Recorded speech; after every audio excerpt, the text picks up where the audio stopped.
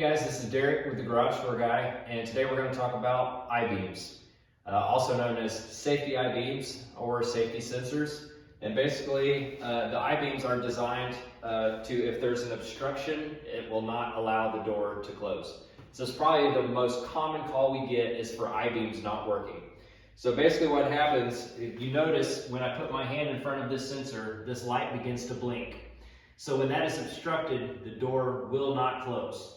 And so if this door was trying to close, it would not close, it would stop and reverse. I'll show you guys real quick what that looks like.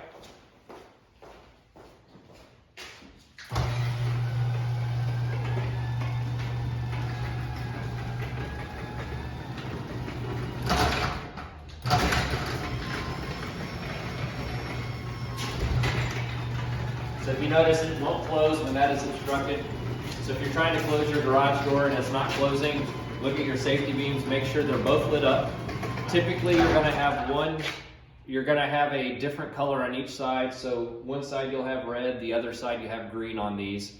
But make sure both lights are lit up. If one of them is not lit up, you might have a safety I-beam problem. If you have a problem with your safety eyes, please give us a call at Garage Door Guy at 417-413-3813.